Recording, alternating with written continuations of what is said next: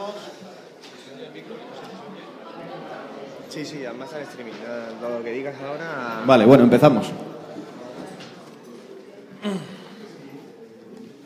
Cuando llegue se incorporará el compañero Fran. El orden del día para organizar el debate. Para ir organizando el debate, la propuesta que hacemos de la mesa que se vio en la colegiada es organizar el debate en dos bloques, bueno, más bien tres bloques, que sería, aparte de la aprobación del acta, que es lo que vamos a ver ahora, veríamos el punto de coyuntura, el punto de presupuesto general del Estado y el punto de nuevo sujeto político de Cataluña a la vez. Por lo tanto, intervendrían Alberto Garzón como coordinador general de Izquierda Unida, los presupuestos generales el responsable de Economía, que es Carlos Sánchez Mato, y para el nuevo sujeto político de Cataluña, la responsable también de Federalidad y Plurinacional de Izquierda Unida, Núria Lozano. Posteriormente veríamos la primera asamblea de activistas y la propuesta de reglamento para revocatorios. Los juntaríamos los dos porque tiene que ver con la construcción del movimiento político y social que se está impulsando. Y por último se verían el protocolo de gastos y la información de la escuela de verano. ¿Vale? Empezamos con la aprobación del acta anterior. Se recibió una propuesta de modificación por parte de unos compañeros de Asturias, se modificaron y, sin más, creo que no se ha recibido ninguna otra aportación por correo. ¿Alguna cuestión con el acta?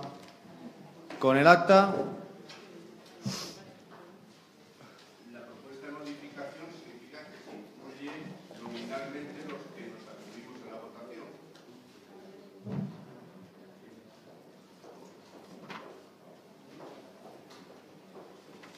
Espérate que lo estoy buscando, José Antonio.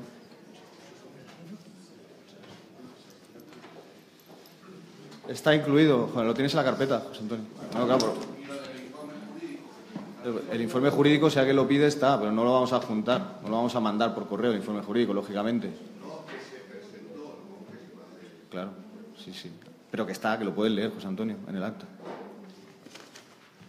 Vale, gracias. Si no hay ninguna palabra más ni ningún voto, pasamos a lo siguiente. Entiendo que se ha por aprobar el acta. Lo hacemos al revés. ¿Queréis votarla? Por eso pregunto.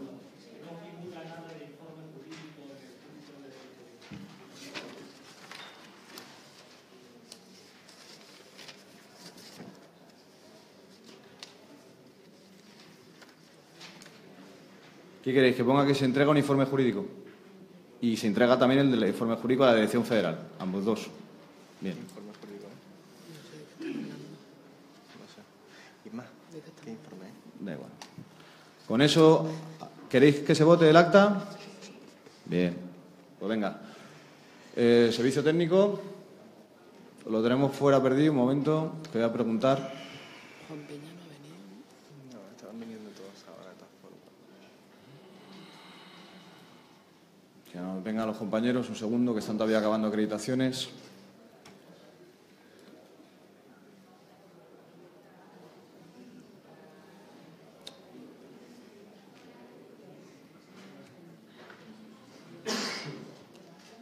Para votar, servicio técnico tenemos. Está llegando ya. ¿Vale? Estamos. Votos a favor del acta.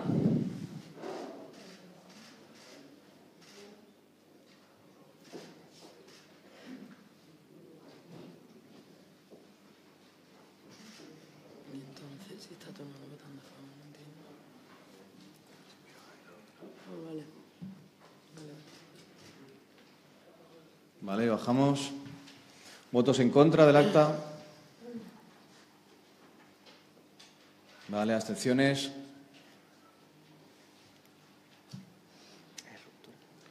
Vale, gracias. Seguimos.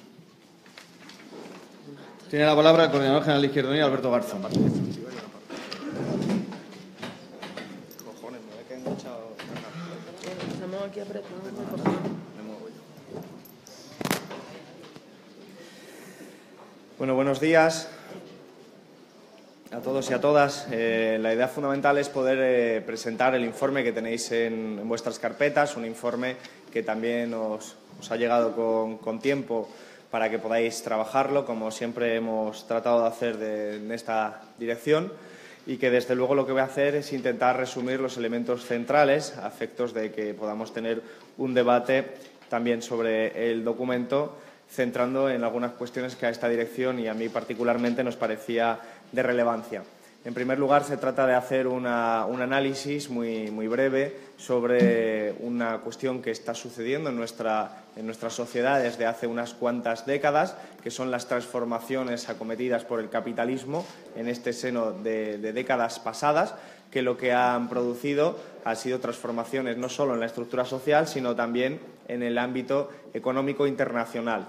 Creemos que esto que se ha convenido en llamar globalización ha producido una serie de transformaciones en la economía, no solo en la distribución internacional del trabajo. Como todos sabemos, ha habido cambios sustanciales desde el final de la posguerra hasta la actualidad, pero sino que también se ha trasladado a efectos que hemos sufrido en nuestra sociedad, como son, por ejemplo, las deslocalizaciones industriales, el desplazamiento de la industria manufacturera a los países supuestamente menos desarrollados, y todo esto ha tenido consecuencias en la estructura social y también, lógicamente, en el escenario político. Y creemos que no se puede hacer un análisis del escenario político europeo y español sin atender a este tipo de transformaciones. Por eso hemos hecho una breve incursión descriptiva sobre este tipo de transformaciones en nuestra sociedad y en particular en España.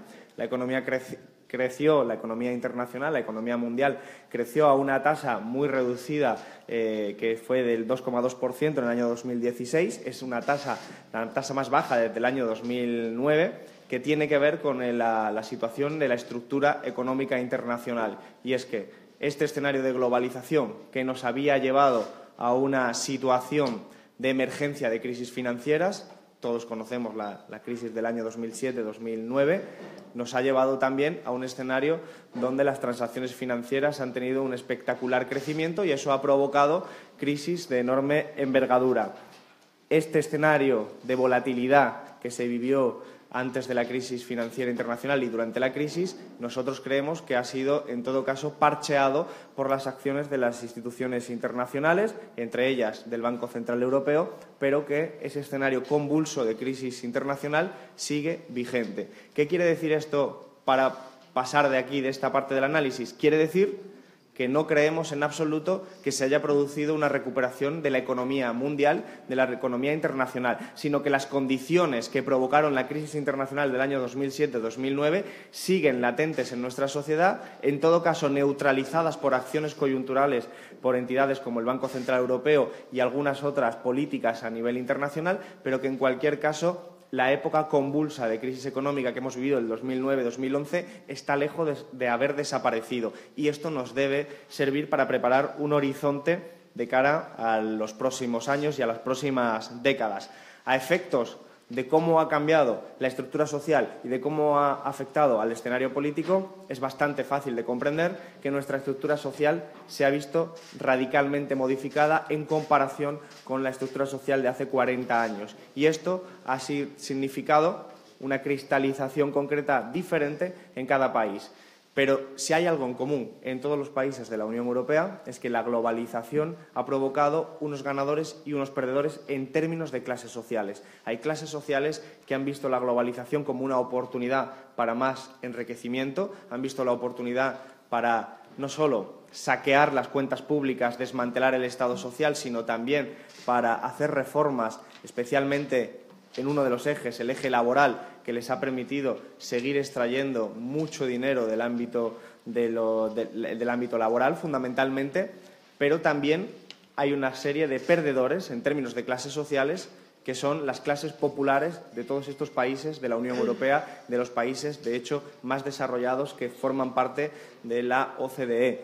Son clases populares que se han visto abocadas a un escenario de mayor flexibilidad, de mayor inseguridad, de mayor, en definitiva, falta de certezas y de certidumbre, que lo que provoca son reacciones subjetivas muy potentes en busca de defensa. Y a veces la desesperación política, la desesperación ante estos fenómenos puede hacer que las clases populares opten por proyectos reaccionarios y proyectos xenófobos. Esto es precisamente lo que estamos viendo en gran parte del norte de Europa, lo que estamos viendo en Francia, lo que estamos viendo en Dinamarca, en Austria, en Hungría. Incluso creo que muchos de estos elementos son los que explican el auge de una política tan particular y tan xenófoba como la de Donald Trump en Estados Unidos, o incluso comportamientos electorales como los del Brexit en el Reino Unido. Es decir, clases populares víctimas de la globalización que se rebelan de forma consciente o inconsciente frente a la globalización y al capitalismo, aunque sea, insisto, sin darle un peso específico al ámbito conceptual. No es que se estén rebelando contra el capitalismo, no es que se estén rebelando contra la globalización tal y como nosotros y nosotras los entendemos, sino que sencillamente su situación, sus condiciones materiales de vida han sido deterioradas en las últimas décadas como consecuencia de fenómenos económicos, y la reacción instintiva es protegerse. Y ahí es donde está la batalla política. Esa batalla política es la que dictamina si la reacción de las clases trabajadoras, de las clases populares, va a ser protegerse por el lado de abrazar proyectos xenófobos y racistas como los que acabamos de describir, o si, por el contrario, vamos a tener una capacidad de autoorganizarnos en proyectos de izquierdas, anticapitalistas y socialistas. Esta es la batalla política. Creo que este es el contexto en el que tenemos que analizar lo que está sucediendo a nivel de coyuntura, y una de esas coyunturas sucede mañana, en primera fase, que son las elecciones presidenciales francesas, que tienen, por primera vez en mucho tiempo, un escenario de enorme volatilidad y de enorme incertidumbre, porque llegamos al día de mañana con unas encuestas que sitúan a 4 candidatos y candidatas en el entorno del 20%. Podría pasar cualquier cosa, pero lo que sí que es evidente es que se ha puesto de relieve 2 cosas. En primer lugar, que hay una posición de extrema derecha muy fuerte y que al mismo tiempo hay una posición que ha tenido un crecimiento espectacular en las últimas semanas, que son nuestros compañeros y compañeras de Francia Insumisa, que plantean también una impugnación de la globalización y del capitalismo, pero desde valores y principios radicalmente distintos y antagónicos a los de Marine Le Pen en la extrema derecha.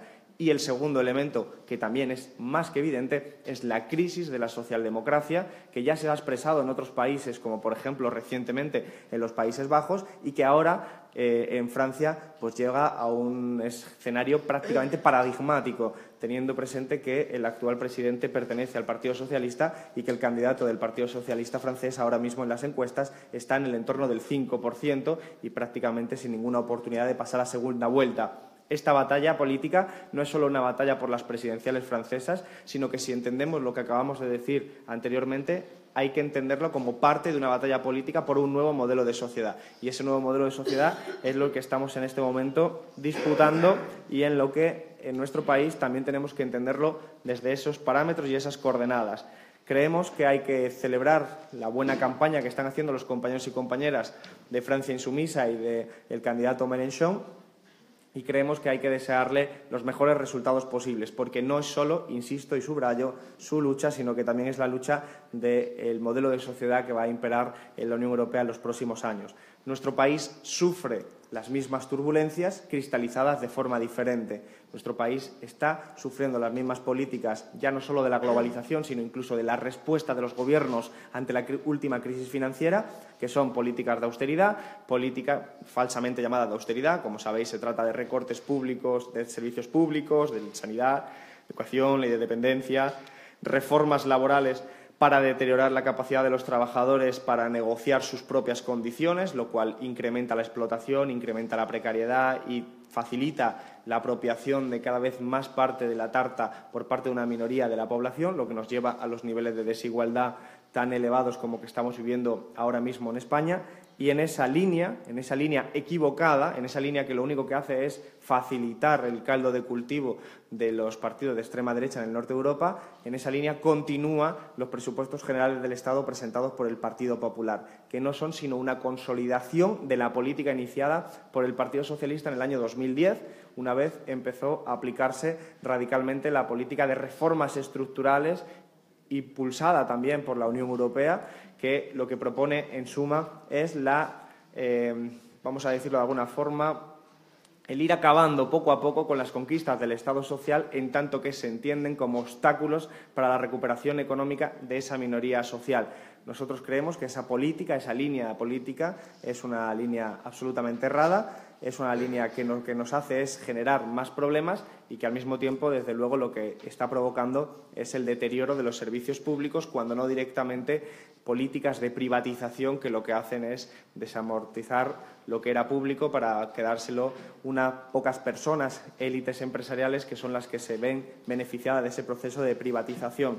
En ese sentido, el compañero Carlos Sánchez Mato explicará con un poquito más de precisión y de atención los parámetros en los que se configuran estos nuevos presupuestos generales del Estado. Pero baste una idea, la idea de que estos presupuestos generales del Estado provocan un recorte de 5.300 millones de euros que vienen determinados por el techo de gasto aprobado semanas antes, un techo de gasto aprobado por Partido Popular, Ciudadanos y Partido Socialista, es decir, el Gobierno realmente existente que en nuestro país sigue aplicando esa política. 5.300 millones de euros menos en unos presupuestos que además modifican esencialmente la distribución de gasto desde cuestiones que nosotros consideramos fundamentales a cuestiones que consideramos menos prioritarias. En esa línea, el Gobierno sigue hablando una y otra vez de recuperación económica. En esta pasada Semana Santa hemos tenido importantes ejemplos de propaganda política por parte del Partido Popular, en la que venían a decir que los ejemplos de esta Semana Santa eran la prueba evidente de que estábamos en un camino de recuperación económica en la que crece el Producto Interior Bruto, en la que crecen las cifras macroeconómicas y en las que la ciudadanía se va a ir beneficiando poco a poco de este proceso. La realidad concreta que vemos en nuestra tierra, que vemos en nuestro país, es totalmente contraria. Estamos viendo cómo ese crecimiento económico, que es, como dijimos antes, más limitado de los años anteriores, sí que está provocando un enriquecimiento de una minoría de la población, pero no se está trasladando a la mayoría social. Es decir, solo está beneficiando a una minoría de la población mientras se producen situaciones de enorme crisis social, como los indicadores que hemos puesto en el informe y que en cualquier caso son representación, reflejo de lo que vemos en la calle. Basta decir que en nuestro país todavía hay, y no solo todavía, sino que son cifras que se mantienen estancadas desde el inicio de la crisis, hay 1,3 millones de personas que viven en hogares sin ingresos, hay 10 millones de personas que viven bajo el umbral de la pobreza. Hay casi 20 millones de personas que no pueden permitirse irse una semana de vacaciones al año, justo en el contexto en el que el Partido Popular anuncia la Semana Santa como la Semana del Turismo, o los 2 millones de hogares que no pueden mantener su vivienda en condiciones adecuadas de temperatura, al margen de, por ejemplo, las relaciones laborales, 4,2 millones de contratos temporales, más de 2,7 millones de personas que tienen contratos parciales. Todo esto se traduce en precariedad, todo esto se traduce no solo en precariedad laboral, sino en precariedad vital, en la incapacidad de definir proyectos autónomos de vida dignos. Por lo tanto, a nosotros nos parece, desde Izquierda Unida, absolutamente necesario situar la realidad como el eje de nuestro análisis y no la propaganda política del Partido Popular. Por eso, nuestra organización inició hace ya unos meses una campaña, que es la campaña contra la precariedad, una campaña que tiene como objetivo permitir que nos autoorganicemos como clase trabajadora, permitir autoorganizar a las víctimas del capitalismo y de la crisis de tal manera que en los barrios, en el tejido social, incluso en los centros de trabajo, tengamos la capacidad de trabajar colectivamente por superar estas circunstancias. Este es un proyecto y esta es una estrategia ambiciosa, de medio y de largo plazo. Es un proceso lento, pero es el proceso que nosotros consideramos necesario no solo para mejorar nuestras condiciones de vida, sino también para evitar que la extrema derecha pueda penetrar en aquellos barrios que ahora mismo están sufriendo con mayor hincapié las consecuencias del capitalismo y de la globalización. En esta línea, sabéis que el 3 de junio se celebrará el segundo Festival del Precarifest, que no se trata solo de un evento lúdico festivo, sino todo lo contrario, se trata precisamente de compaginar lo que es una actividad cotidiana con una actividad de reflexión y de organización. Habrá eventos para activistas, habrá todo tipo de instrumentos para que permitamos cumplir con nuestro objetivo e ir avanzando poco a poco en la línea de construir un contrapoder a este poder que nos está dominando realmente en la práctica política. Creemos que no solo es suficiente con este tipo de eventos, lo aceptamos, sino que al mismo tiempo tenemos que facilitar la movilización social, contribuir humildemente a la movilización social, y en esa misma línea vamos a participar y vamos a promover, para que tenga el mayor éxito posible, las marchas por la dignidad que tendrán lugar el día 27 de mayo, sabiendo al mismo tiempo que todas estas movilizaciones se hacen a contracorriente, pero no a contracorriente de una sociedad pasiva, sino a contracorriente de unas leyes cada vez más autoritarias que llevan a, de hecho, como hemos visto y hemos denunciado en los últimos meses, incluso a la cárcel, a tener penas de cárcel a gente por tuitear chistes sobre fascistas torturadores. Este nuevo incremento del autoritarismo que prosigue la ley Mordaza, que prosigue la reforma del Código Penal, es también el reflejo de un gobierno muy débil que no confía en que pueda convencer a la ciudadanía, sino que le acaba atacando por la vía represiva y autoritaria. Un gobierno del Partido Popular con el que nos hemos encontrado en los últimos días, pues con un nuevo caso de corrupción. Pero este nuevo caso de corrupción de Ignacio González, expresidente de la Comunidad Autónoma de Madrid, no debemos verlo como un suceso añadido, un suceso nuevo, simplemente como un caso más o un caso aislado, sino que tenemos que extraer de este mismo caso varias enseñanzas que nosotros creemos que son relevantes. La primera de todas es que ningún proceso de corrupción como los que estamos viendo hubiera sido posible sin el concurso necesario de grandes empresas privadas que forman parte de la oligarquía económica de este país y que se han beneficiado absolutamente de las normativas aprobadas por los gobiernos y que son, en muchos casos, las mismas empresas que financian ilegalmente a los partidos del gobierno a cambio de concursos públicos que muchas veces tienen sobrecostes brutales que tienen un efecto inmediato sobre los bolsillos de la clase trabajadora de nuestro país. Estos grandes empresarios no acaban en la cárcel en ningún caso y, al mismo tiempo, suelen ser parte poco visible de los procesos de corrupción real, a pesar de que su concurso, como decía, es absolutamente necesario. Pero hay un segundo elemento que nos puede ayudar a entender por qué sucede esto, y es que en este nuevo caso de corrupción se ha puesto de relieve también la implicación directa y necesaria también de determinados sectores del periodismo, incluso de grupos empresariales, que han participado, bien sea como coacción, que es lo que se les imputa, o bien sea facilitando el encubrimiento del delito, que refleja también muy bien el poder realmente dominante en nuestro país a la hora de los procesos de corrupción. Y también un tercero verdaderamente sangrante cuando hablamos de que el papel de la Fiscalía Anticorrupción, en este caso concreto, ha sido expresamente el de evitar que se conociera la verdad sobre la corrupción. Se podría decir perfectamente, a raíz de lo que hemos conocido, que los corruptos en este país ponen a los fiscales anticorrupción y, naturalmente, los fiscales anticorrupción puestos por los corruptos lo que hacen es beneficiar a la corrupción. El tratamiento del fiscal anticorrupción, en este caso concreto, motivó que en la Izquierda Unida pidiéramos su cese inmediato.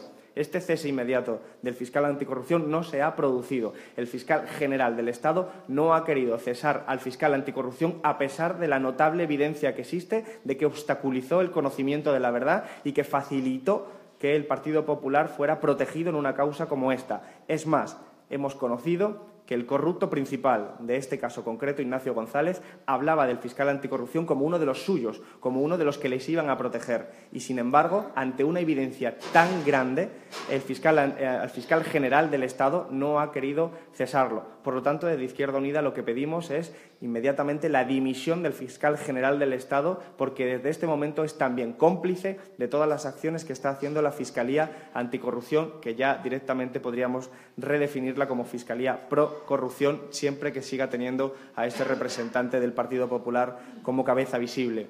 Y nos sorprende también la suavidad tremenda y enorme del Partido Socialista al hablar de un caso de corrupción que tiene tantas aristas como las que acabamos de señalar. Un caso de corrupción que es paradigmático de la podredumbre de este sistema y de este régimen político y económico que aúna lo económico con lo político.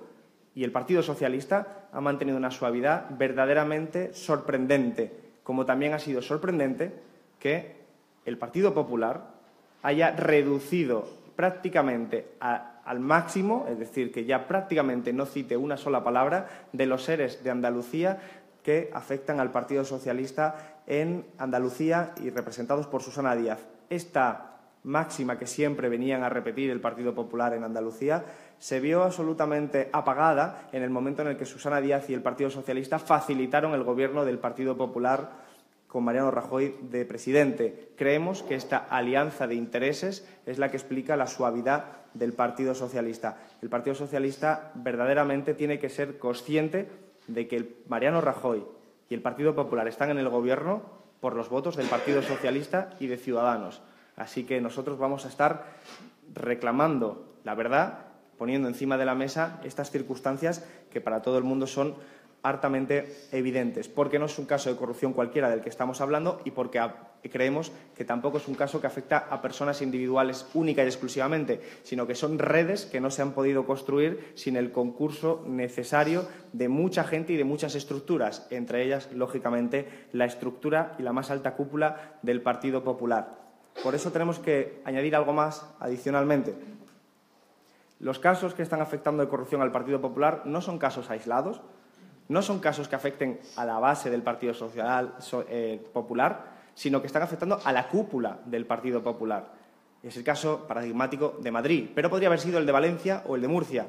Pero el caso de Madrid significa que las personas más cercanas y de confianza de Esperanza Aguirre están ahora mismo o en la cárcel o juzgadas con probabilidad muy alta de entrar inmediatamente en la cárcel. Y creemos que una red de corrupción tan importante y tan elaborada no se podría hacer sin el concurso, aunque fuera cómplice silencioso, de Esperanza Aguirre. Y, por lo tanto, lo que tenemos que hacer es exigir la dimisión inmediata también de Esperanza Aguirre. Porque creemos que el Partido Popular no solo es que está saqueando nuestro país, es que está pudriendo la democracia. En la medida en que más tiempo se mantiene el Partido Popular en las instituciones, en la medida en que el Partido Popular se mantiene en los gobiernos, está deteriorando el nivel y calidad democrática. Está, en última instancia, infectando nuestras instituciones con más y más corrupción. Y para eso lo que hay que hacer es, desde Izquierda Unida, es lo que proponemos, promover todo tipo de alternativas para que el Partido Popular no gobierne allí donde es posible democráticamente articular gobiernos alternativos o donde hay que pedir la dignidad a esas personas que parecen que no la quieren tener, como Esperanza Aguirre, que creemos es cómplice necesaria de todo lo que ha sucedido en la Comunidad de Madrid y en el Partido Popular de Madrid. Dos apuntes para terminar, dos apuntes añadidos de cuestiones que están ocurriendo también en nuestro país.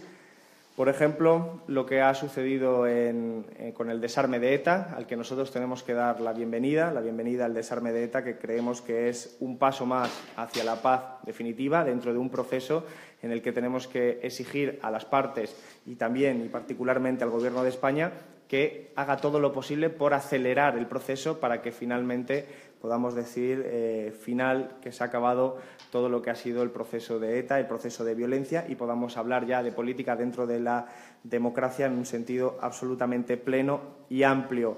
Lo mismo podemos decir también, hablando de añadidos, de una circunstancia que tiene que ver con la paz, y es que estamos absolutamente preocupados en Izquierda Unida con la escalada belicista que ha iniciado Estados Unidos, una escalada belicista que no solo tiene que ver con el último ataque en Siria, un ataque que lo único que ha provocado ha sido un empeoramiento de las circunstancias políticas, sociales y de toda naturaleza, que no es solución ninguna, sino que hay que sumarle a esta práctica terrible la última superbomba lanzada en Afganistán o las amenazas constantes a otros países del mundo, recuperando de esta forma lo peor de la estrategia de la administración Bush, lo peor de una estrategia imperialista.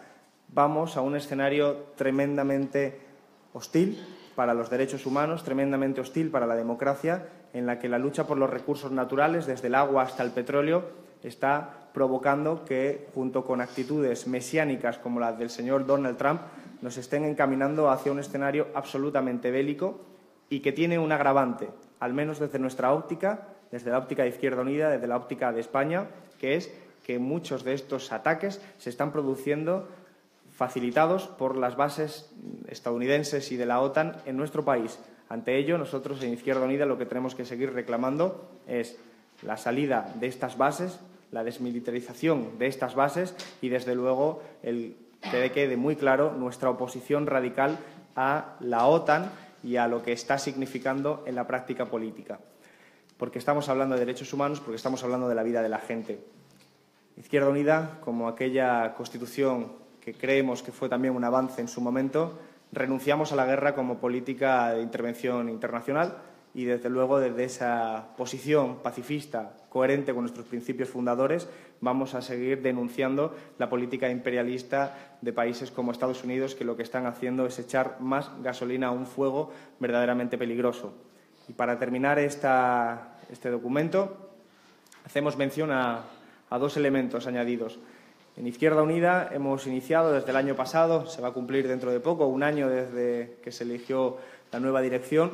Estamos trabajando para profundizar todos los mecanismos democráticos de esta organización. Uno de ellos ya se puso de relieve en la propia Asamblea Federal, en la que permitió que toda la dirección fuera elegida por sufragio universal. Era la primera vez en la historia en la que esto sucedía. Esto era un paso más hacia la democracia radical que nosotros defendemos. Y, al mismo tiempo, hoy vamos a debatir, a continuación, en uno de los puntos del orden del día, vamos a debatir el cumplimiento de uno de nuestros objetivos programáticos de la Asamblea, que fue la introducción de los revocatorios.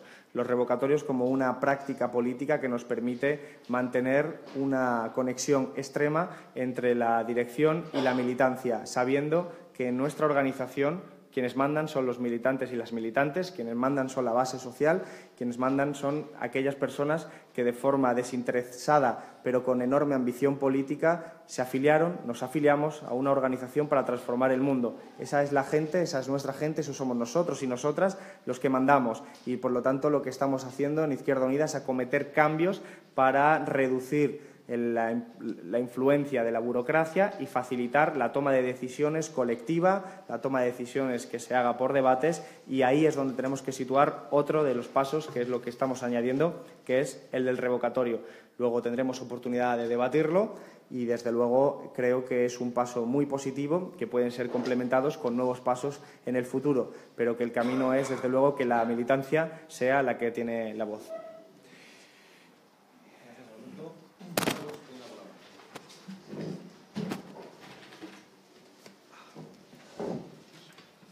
Buenos días a todas y todos. En primer lugar, indicar que ya ha centrado el balón de manera muy adecuada el compañero Alberto Garzón cuando ha colocado a los presupuestos como una parte más, como una herramienta más que no se trata o no podemos atribuir únicamente al Partido Popular.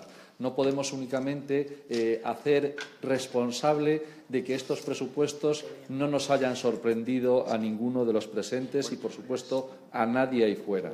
Mentiríamos, por lo tanto, si dijéramos que esos presupuestos generales del Estado, cuando presentó el señor Montoro el proyecto en el Congreso de los Diputados, podían suponer una novedad, porque todos y todas sabíamos que los tiros iban por ahí. E iban por ahí porque, previamente, como ha indicado el compañero Alberto Garzón, habían pactado el techo de gasto y el presupuesto como herramienta de transformación, que evidentemente podría haberlo sido, pues era absolutamente una quimera. Era absolutamente imposible que, habiéndose puesto de acuerdo completamente ya en un tijeretazo de más de 5.000 millones de euros, en esas circunstancias era absolutamente implanteable que pudiéramos encontrar novedades serias, que pudiéramos encontrar políticas que fueran de verdad a favorecer a la mayoría social, que las políticas que a los precarizados y a las precarizadas precisarían que se hubieran puesto en marcha y que eran perfectamente y son perfectamente posibles,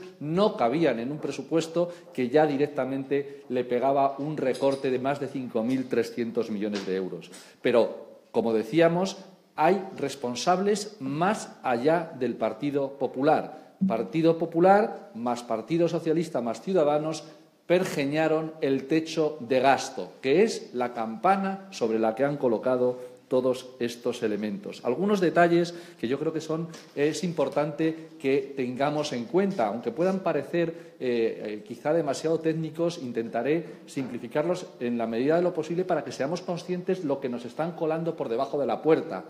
Estamos hablando de unos presupuestos que tienen una expectativa de incremento de ingresos considerable. Se pretende llegar a una recaudación fiscal récord.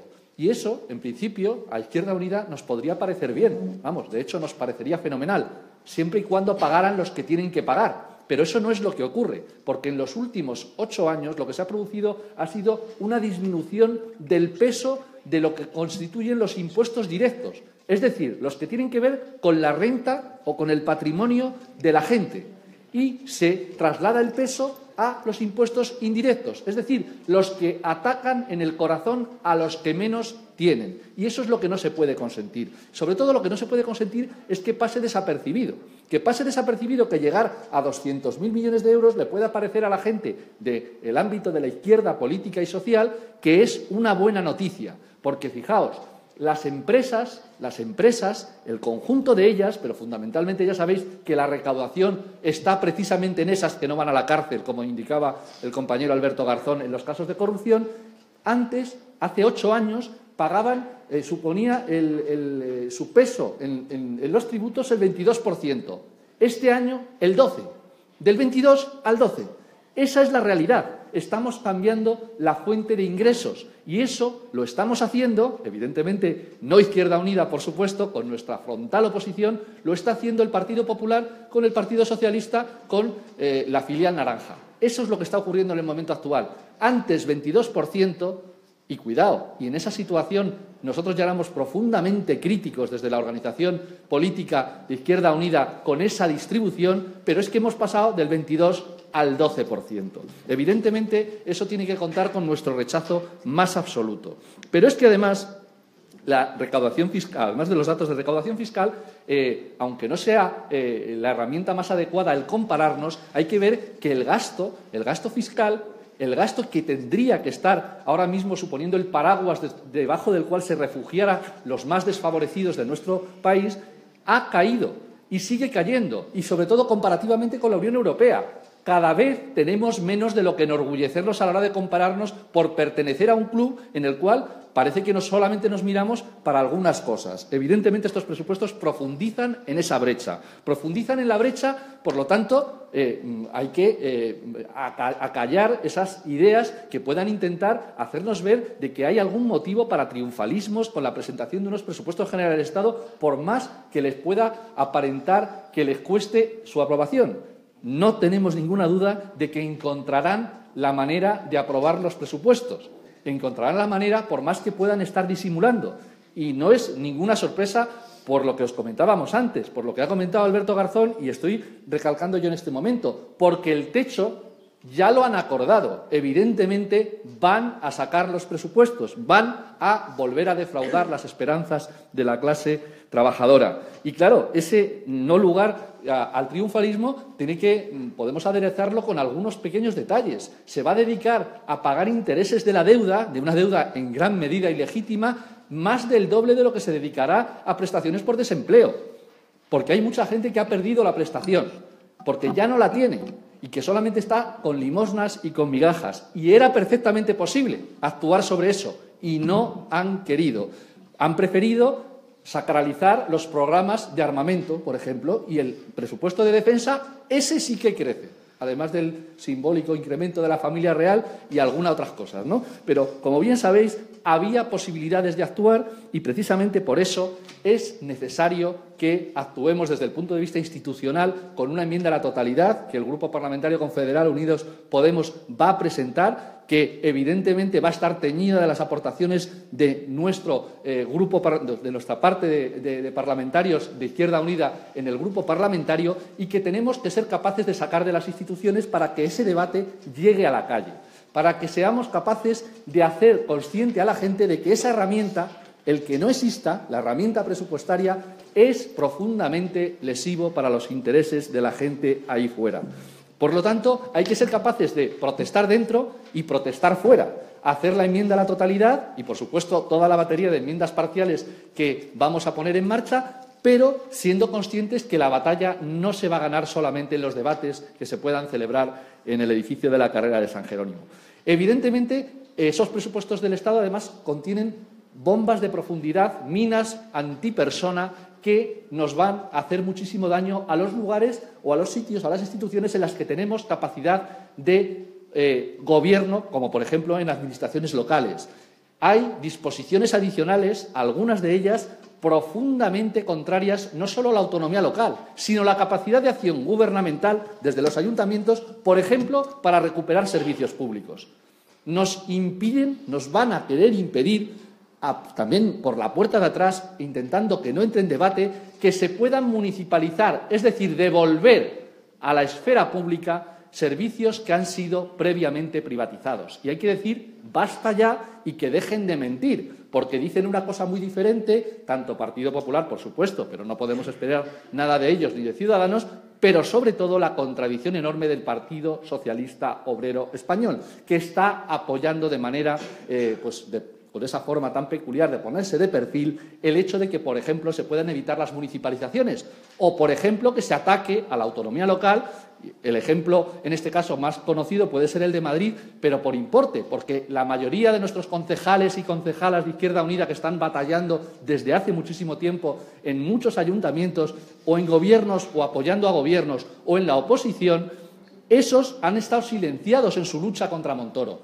Ahora toca batallar contra las políticas que intentan poner un yugo y que evite que donde tenemos posibilidad de participar en gobiernos hagamos políticas de transformación. No puede ser que nos obliguen a hacer recortes donde tenemos gobiernos. No lo podemos consentir. Y, en este caso, yo doy las gracias a la organización que ha sido la que ha mantenido la llama viva durante estos años pasados y en el momento actual para que podamos batallar este combate que creo que es muy importante. Por lo tanto, enmienda a la totalidad, propuesta alternativa, porque hay otra forma de hacer presupuestos generales del Estado en la actual coyuntura política y económica. Estamos en condiciones de demostrarlo y estamos en condiciones, creo, de hacer que esa llama prenda ahí fuera. Muchas gracias. Sí, simplemente que se me ha olvidado hacer una mención, y es que dentro del marco de las movilizaciones, en esta misma mañana hay una movilización, es la movilización por la ciencia, en la que está presente nuestra responsable de ciencia, la compañera Mamen, y que hemos estado trabajando con esa marcha, la habréis visto probablemente en las redes sociales, y que tiene mucho que ver con la impugnación que vamos a hacer en la enmienda a la totalidad y las parciales a los presupuestos generales del Estado. Y es que es una de las partidas que más han sufrido durante las últimas décadas y más siguen sufriendo a pesar de la aparente recuperación, que es en realidad una trampa porque se hace por capítulo 8 y para los que conocéis presupuestos, el capítulo 8 realmente es una cuestión que son préstamos y que si no se ejecutan finalmente tenemos un problema. Al mismo tiempo también hay otras movilizaciones como la de la República y una serie de movilizaciones que aparecen en el informe pero que se me había ido la cabeza y se me había olvidado, pero que ya que lo supiéramos, porque entre otras cosas es el justificante de que la compañera Mamen, que es miembro de la colegiada como también sabéis, no esté hoy aquí, sino que está en la propia movilización.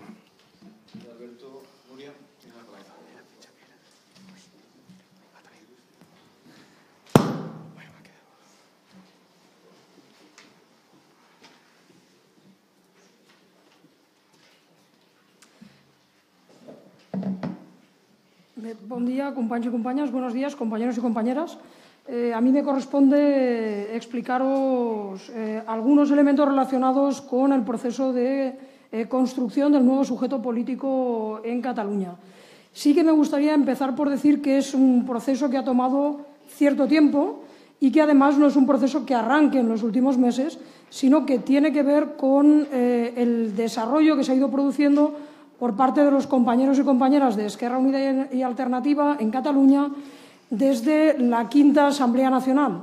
Una Quinta Asamblea donde, en primer lugar, empiezan a desarrollar el concepto de coalición política en un momento en que se confluía exclusivamente con Iniciativa per Catalunya Verds y que se pretendía dar un paso más allá de lo estrictamente electoral.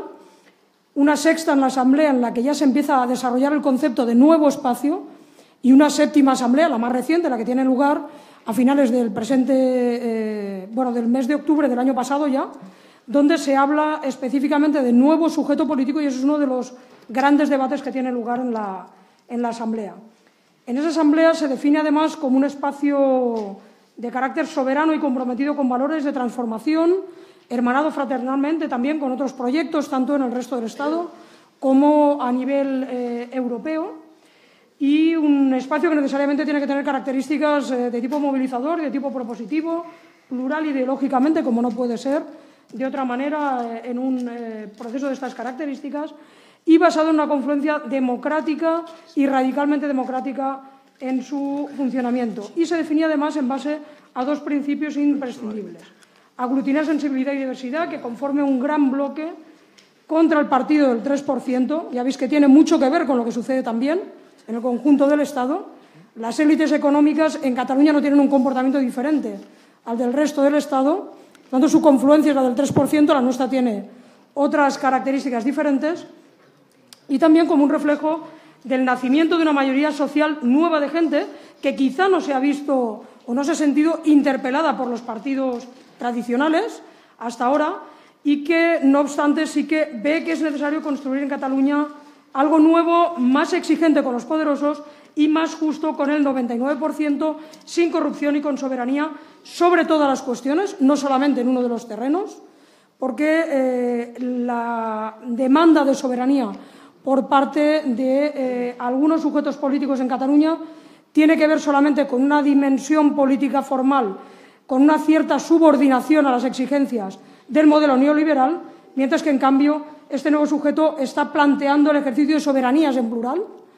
Y aquí hay una diferencia de carácter fundamental. Es un proceso, además, que entronca con otros procesos de confluencia meramente electoral que se han producido anteriormente. En primer lugar, pues en las municipales, con eso que se ha denominado el municipalismo del cambio y que en Cataluña tuvo una presencia muy importante. El caso más conocido es el de Barcelona, pero también en otras ciudades importantes, como es el caso de Badalona, de Sabadell, de Hospitalet también, y, por tanto, con una cierta implantación en el territorio, con otro proceso quizá más fallido, como fue el de Cataluña Sí que es pot, en el momento de las autonómicas, del famoso 27S plebiscitario, y con otro nuevo proceso, aquí ya con presencia de los mismos actores que han intervenido en este proceso de construcción del nuevo sujeto, como fue el caso de En Comú Podem, que además ha tenido la virtualidad de conseguir la victoria en dos elecciones generales, tanto en las del 20D como en las del pasado mes de junio. Para no hacer demasiado pormenorizada la descripción, ha habido un proceso participativo muy amplio que tiene una primera fase en la construcción de lo que se denominó el documento cero, que finaliza el último día del año 2016, el 31 de diciembre, y que a partir de aquí abre la posibilidad, desde el impulso ciudadanista, con intervención de personas independientes y también con intervención de personas pertenecientes a organizaciones políticas y con un cierto espacio para las propias organizaciones políticas, de participación tanto a través de una herramienta online, donde se registran casi 1.300 personas y hay más de 125.000 visitas a la página web, casi 1.800 aportaciones. En fin, ya veis que hay una participación de una cierta importancia, pero también con 70 talleres presenciales en el territorio, en los que toman parte más de 4.000 personas y con más de 700 personas voluntarias que colaboran al desarrollo de ese proceso participativo, de ellas en torno a 200 de Esquerra Unida y Alternativa. Por tanto, ya veis que con una implicación importante de los compañeros. También con una jornada muy exitosa de presentación de ese documento cero el 29 de enero, con un desborde ciudadano total y absoluto, con cocheras desbordadas, con la gente en la calle haciendo cola para entrar y sin conseguirlo, y con múltiples reuniones del grupo impulsor que va desarrollando ese documento y que también va desarrollando modelo de participación en el desarrollo de las candidaturas, pero también en la construcción del censo y en el desarrollo de un código ético. Con un proceso no exento de dificultades, porque los compañeros de Podem en Cataluña llevaron a cabo una consulta específica en torno al tema, como resultado de la cual finalmente acaban firmando un acuerdo conjunto. Por tanto, hay un acuerdo firmado por Podem, por Iniciativa, por Esquerra Unida, también por Equo, por Piratas. Ya veis que hay un espectro amplio y como resultado de ese acuerdo, y a pesar de que el desarrollo del mismo no está tampoco exento de dificultades, en el desarrollo del proceso tanto de votación como de validación de identidades y de la propia Asamblea Constituyente el día 8 de abril, hay una participación importante de personas, de todos los sujetos que han participado en el desarrollo del mismo. Concretamente, en el tema de candidaturas, además, con un método democrático y transparente de elección, consistente en una persona, un voto, sin la existencia de un escenario de cuotas, sino de consenso, con equipos plurales y paritarios cohesionados en torno a la propuesta política y al compromiso inequívoco con la construcción de ese nuevo sujeto, tanto por lo que se refiere a las tareas ejecutivas como a los espacios de debate y representación sectorial y territorial, y con perfiles de consenso que aporten las mejores capacidades y experiencias de cada espacio, con un censo único y transparente, verificado con todas las garantías. Pero, no obstante, el 8 de abril, como resultado del cual tenemos un documento ideológico en el que los compañeros de Esquerra Unida y Alternativa nos sentimos profundamente representados, porque desde la participación decidida sin plan B, a tumba abierta, que se dice, hemos conseguido que sea reflejo de la propuesta resultante de la 7ª Asamblea y que también se vea muy reflejada la propuesta de la Asamblea Federal de Izquierda Unida, pues partiendo de ese compromiso con el documento ideológico. El 8 de abril no es un punto y final, sino que es un punto de partida para empezar a desarrollar ese nuevo sujeto. Hay una excelente visualización, hay una inscripción de más de 9.000 personas en ese nuevo sujeto a fecha de 8 de abril. Sabemos que hay un incremento con respecto a esa fecha, pero no tenemos aún la calibración exacta. Hay una participación muy importante de fuerzas amigas, incluido Podemos a nivel estatal, con presencia de su responsable de organización, Pablo Echenique, con un vídeo de saludo a cargo de Pablo Iglesias, pero con una intervención muy importante de nuestro coordinador general, Alberto Garzón, que tuvo una excelente acogida por parte de todos y todas los participantes. En el momento actual, que digo es el punto de partida, de hecho, en estos momentos se está produciendo la primera reunión de trabajo de la Comisión Ejecutiva, en la que yo he hecho campana, y los compañeros de la Ejecutiva de Un País en Común ya me perdonarán, pero también había que estar aquí dando traslado de toda esta serie de cuestiones.